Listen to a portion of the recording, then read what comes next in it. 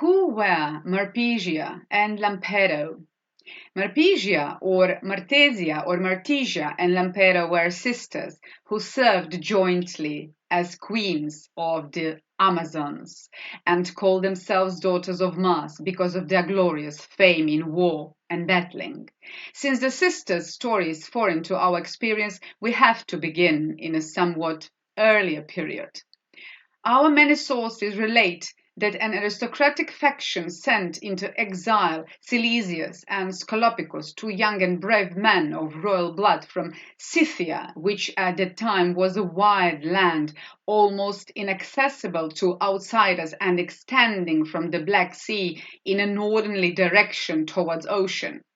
Accompanied by the popular faction, they reached the Thermodon River in Cappadocia, seized the fields of the Syrian people, and began to live by pillaging and robbing the inhabitants. Eventually, almost all the indigenous males were slaughtered by the treachery of the newcomers. Their wives, now widows, found the situation unbearable and unsupportable. Stirred by a burning desire for vengeance, they fell to arms together with the few remaining men, and in the first assault they drove the enemy from their country.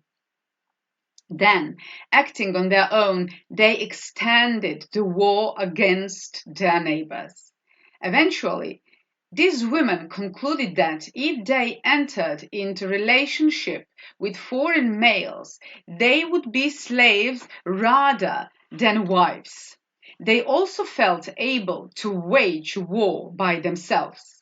Hence, by common accord, they attacked and killed all the husbands who had survived, so as to remove the appearance that a kind of fate had been reserved for those women whose spouses' fortune had saved from the Scythian massacre.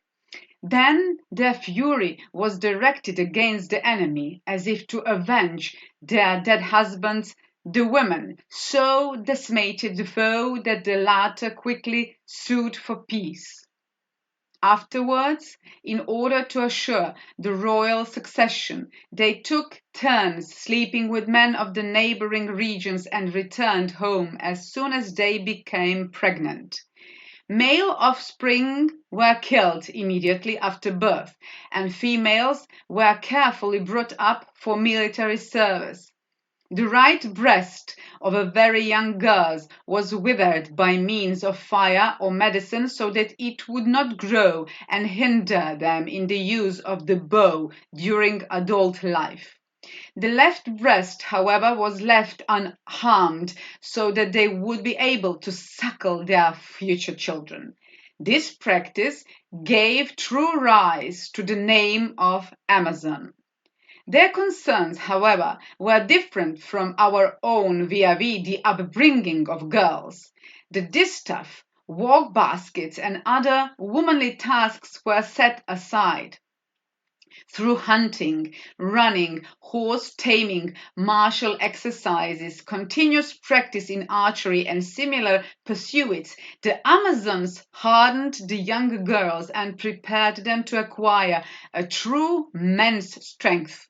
With such skills, these women held not only the Syrian fields once occupied by their ancestors, but they also acquired by right of conquest a large part of Europe, seized much of Asia, and became an object of terror to all.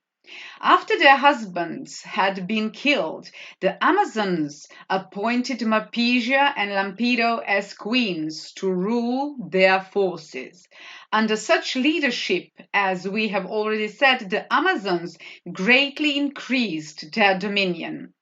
These two beautiful and very brave queens, both noted for their military skill, divided the duties of office among themselves so that while one remained to guard the homeland, the other went forth with part of the army to subjugate their neighbors to the Amazonian Empire.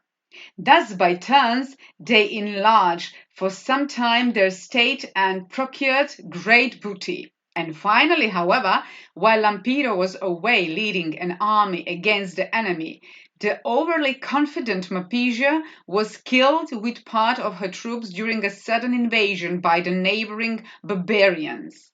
She was survived by some daughters, but I do not remember reading what afterwards happened to Lampido.